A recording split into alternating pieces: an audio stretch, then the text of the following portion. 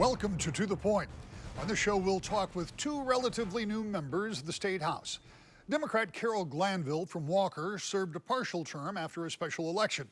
She did so when Democrats were in the minority. The 2022 election cycle saw Democrats promoted to a majority across the board and set up a remarkable 6 months of legislative activity that saw Democrats act on long-held and ignored priorities. Here is our conversation with Representative Glanville. Representative, we have a lot of things to talk about that you've been involved in, and I've been talking to some of your other colleagues, Republicans and Democrats, and this is nothing short of a remarkable session, but you have an interesting take, because for a short period of time, you served in the State House after a special election as a Democrat in the minority. Yes. And then immediately following that, it was a Democratic sweep. You're now in a House that has been on hyperdrive since you took office, making some sweeping changes. And without going into detail of all that, give me your, I mean, it's got to be night and day from your last session to this one. Yeah, well, and apparently I came in on two sessions that were equally remarkable in that the end of my first session, those last 9 months, there was hardly any work done.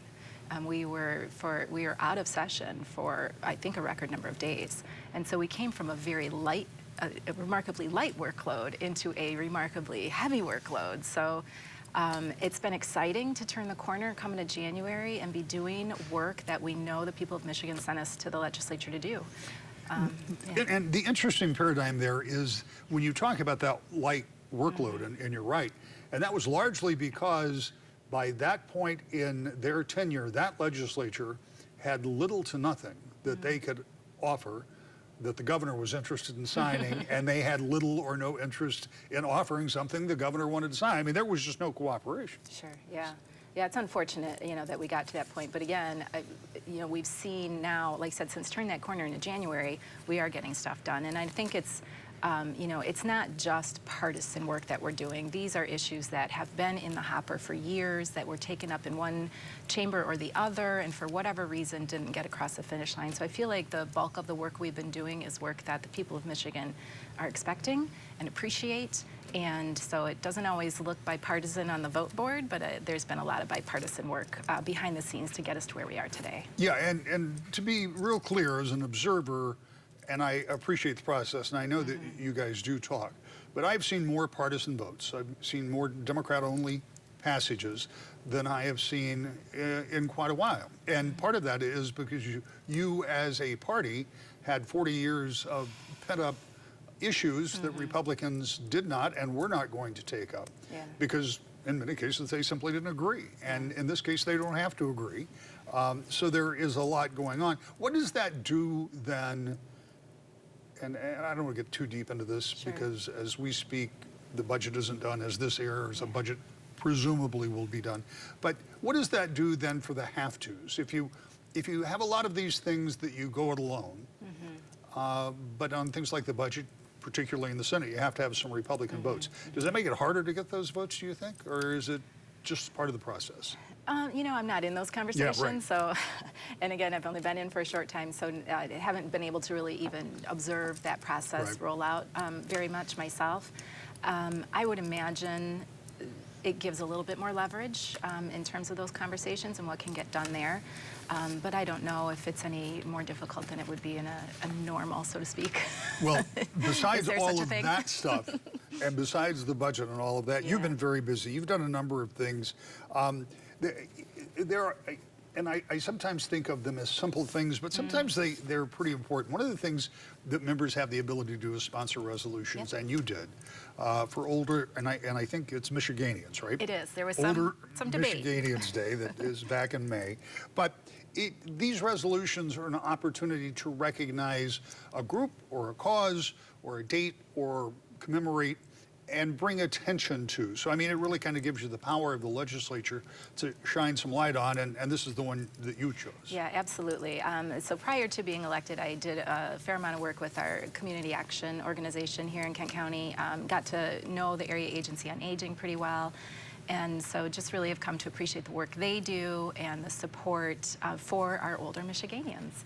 And this is a day that has been recognized over time, over many, many years. And it's, like you said, it just is a nice time to shine a light on the, you know, what older Michiganians have given to our state over time, what they continue to provide, how important intergenerational relationships are, and just how that shapes our community and our society. So. And we'll have you come back for a later show with someone and debate Michiganians versus Michigan. Yes, there was some discussion on the floor.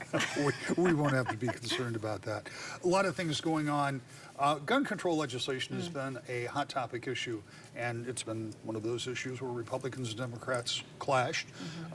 You did get some Republican support on some of those bills. But one of the things that you've worked on is allowing local units of government, so city or township, someplace like that, to have a little bit of variance in the way they deal with some of those regulations. Explain that to me. Yeah, so the bill that I've been working on and what we're hoping to propose would really return local control to our municipalities, townships, you know, and so forth, so that they can, if they so choose, there's no mandate involved here. It simply opens the door for municipalities to be able to put some guardrails around firearms in their community. And this is something that came to us in conversations. You know, I represent a large part of Grand Rapids.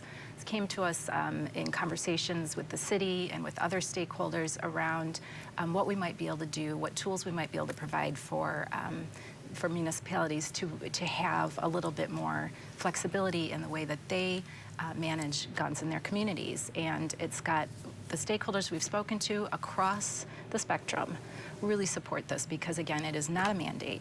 It allows communities to respond in a way that they find would be helpful to them. And, of course, they would still have to act under state law. So it couldn't be, you know, a broad, you know, we wouldn't see anything that bucks up against, you know, your Second Amendment rights or anything like that. So is the idea that because the gun laws passed dealt with three basic things with background checks and those common sense. Right. Well, with background checks and with trigger locks or some kind of storage, and there was a third that escapes me at the moment, but they all rolled together. The red flag laws. Yeah, the red flag laws, right. So those three things will become the law of the state. Yes. So I presume that the idea would be if a local municipality wanted to go further, they could? Is that the idea? That's the idea. And so, for example, if a local municipality wanted to ban open carry of weapons within a certain area or something along those lines, you know, they might choose to do an ordinance, such an ordinance.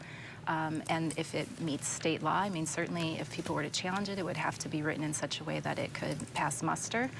And so, but really this gives locals control. And like I said, we've talked to many stakeholders, you know, law enforcement, city leaders throughout the state, and there's broad support for this. So again, it's really a local control issue. And again, it's not a mandate. It just opens it up so that municipalities, if they feel they need to take another step to help secure their cities, that they can do that. I predict, perhaps against type, that one of the most controversial conversations that will arise out of this last legislative session. It's not all the stuff that's already been done, but it's what's going to happen when it comes to election law. There was a proposal that was passed in 2022, and it said that there would be big changes made in the way we hold our elections. And now it's up to the legislature to figure out how to write the rules and laws surrounding those mandated changes. And some of those are, I predict, are going to be pretty interesting when they come out with the detail, because I've been listening to the hearings, I've been listening to some of that conversation. But you have one that's not going to be controversial, and it's about absentee voting. I hope so. and this is really electronic absentee voting, which is very limited in scope, where the actual ballot can be returned electronically. Who does that impact? This bill is very limited in scope, as you mentioned. And let me start by pointing out 31 other states already do this, and the District of Columbia. So, and what it is the bill that applies strictly to active duty military members and their families. So last session, active duty, we passed an amendment to the election law stating that active duty military members who are serving overseas would be able to participate in an electronic return of their ballot. And again, this is something that's already done in 31 other states. Unfortunately, the amendment we passed last year only applied to military members, and it's worth noting that Michigan would be were we to do this, we would be the only state that excludes the family members serving with their military spouse. So my bill seeks to include the spouses and dependents who are also overseas with the military member during the time that they're overseas, that they would also be able to participate in elections electronically. And again, that is the full scope of it. I mean, it's not, people, I think, sometimes worry that there will be creep and mission spread, but that's not what this is. No, this bill is, and we've been very, very clear about that because, of course, that has come up in the committee discussions, and there's been, you know, people asking a lot of those questions, and fair questions to ask, and in this case, no, this is strictly for our military members. So 31 other states have already done it. We are working closely with experts in the field with those other states to see what their experiences have been. You know, and our Secretary of State is designing the platform that is going to be the most secure to protect the integrity of our elections. But, you know, it's really the least we can do for our military members and their families. I mean, the reason they serve is to protect democracy. And here we are offering them a way to actually participate fully in that process. And like I said, it's really kind of one of the smaller things we can do to thank them for their service and the work they do. When we come back, for all the enthusiasm Democrats have over their newfound power and agenda that has sailed through the legislature, Republicans, as you would expect, have some serious reservations. On one front, election reform, our next guest has real concerns. Republican Representative Rochelle Smit is next. To the Point. Welcome back to the Point. Republican Representative Rochelle Smit previously served as a township clerk in Martin, and as such has experience with overseeing elections. She says because of that experience, she's concerned about how Proposal 2 of 22 is being put into action. She says some of the plans could create inequities and major hardships, particularly for smaller jurisdictions. Here is Shelbyville Republican Rochelle Smit. I want to talk about what your first impressions are, because when you were running, the expectation, or at least the hope, was that you would be running to go into the majority. As the election turned out, not only are you not in the majority, there are no Republicans in the House or Senate in majorities, and for the first time in a long time, Democrats are in complete control with all the gavels, all the committees, as well as the executive branch. So it is maybe somewhat different than what you had expected when you first started running. What's it been like for you coming out of county government and moving to the state level? Well, it's very different, and as you mentioned, disappointing to say the least that we are not in majority, but this is where we're at.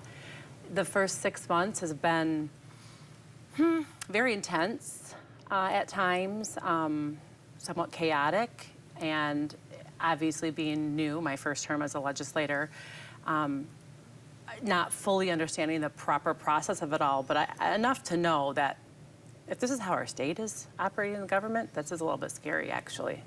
So with a lot of things not even going through proper process through a committee initially, things have settled down a bit, so that's good.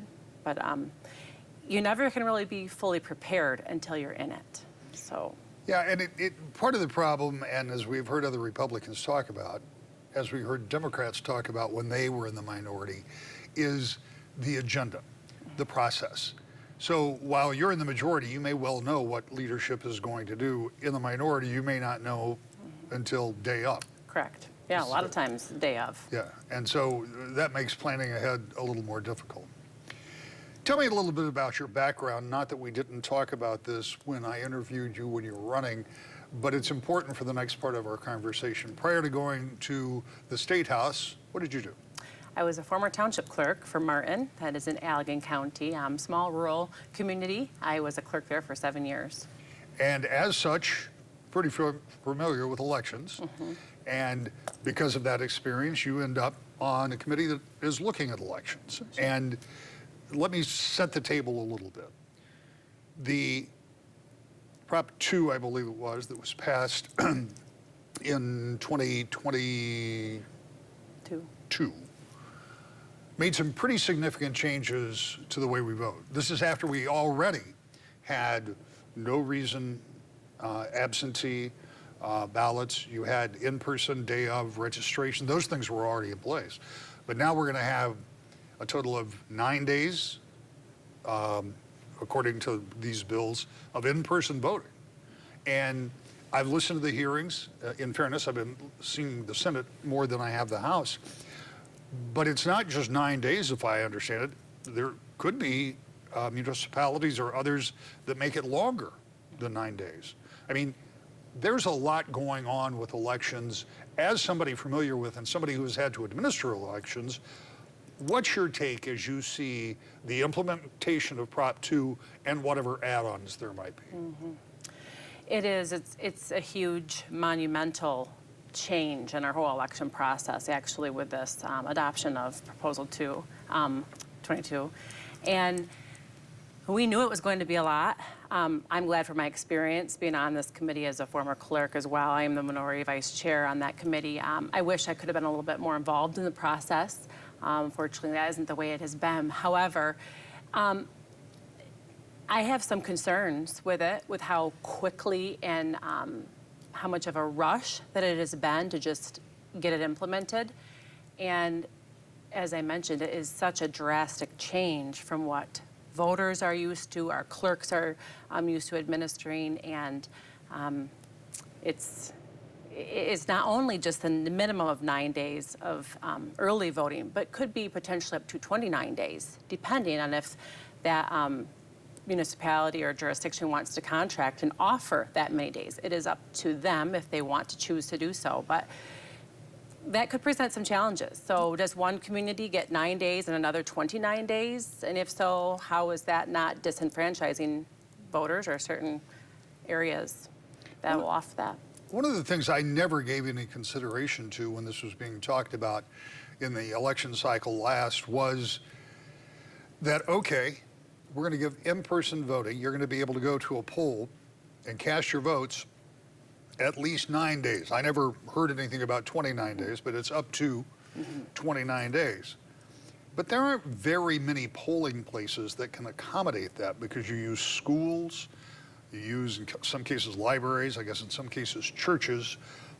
But even a 9-day span could be difficult because school's in session. Churches are used certainly on the weekends and other days too. And so how much of a lift is it going to be? Let's say you were back in Martin as township clerk, and now you've got to get ready for the next election will be the presidential primary. That'll be the first time this is all in place. We'll get to that in just a minute. But what would you be doing? I mean, if I understand, you don't have to open all of the normal polling places during that time period. You just have to figure out where you're going to open. Sure. 1, 2, I don't know. Offer one within the community, or if you're going, so you can either contract with the county or with neighboring townships, or do it yourself. So, but that's going to be a challenge. Most small communities, rural, they don't have the staff, they don't have the funding, certainly, to be able to effectively conduct an election for 9 days. It's very expensive, as you know, too. I mean, the cost of all of that. But yeah, they had to broaden the polling places, so now it's going to be pretty much anything could be used for a polling location, and so that will be more available. But it's going to be a challenge. Well, and we don't really know what kind of a challenge it's going to be because it's not yet written in stone. As you say, it's moving along pretty fast. I want to talk to you about something that I'm going to kind of ask you to speculate about because you haven't seen the bill, I don't think, in your committee, but it has come up. And that is the idea that during this early voting period of time, and I think they're just talking about the 8 or 9 day period, that there are those who would like to see those ballots processed, and that includes tabulating those ballots, which has never if I understand this correctly, has not happened in the past. You can do some certain things to get absentee ballots ready to go in advance, but you can't count them. And this will be the first time we've got this in person. And so there are those that are suggesting you do that. And one of the reasons is with all of the early voting and the absentee voting, it can really slow the process down. On the other hand, I think there's some concerns for some, and you can talk to me about that, about tabulating ballots before the polls close for good. Yeah. So this bill would mean they could open, process, and tabulate ballots for 8 days prior to the election. And I have a concern with that. We've just shifted now from an election day to an election season and going beyond that to seeing, where we really are and the votes that maybe we would need to just get the outcome that we want. And to me, that's a slippery slope. We have very competent clerks. There's really no reason with all the accessibility that we are now offering that we really need to process these in advance. I don't think it's necessary. We've got just a couple of minutes left, and I've got a dozen more questions about that. And after that process moves along, I'll have you back. We'll talk more about it.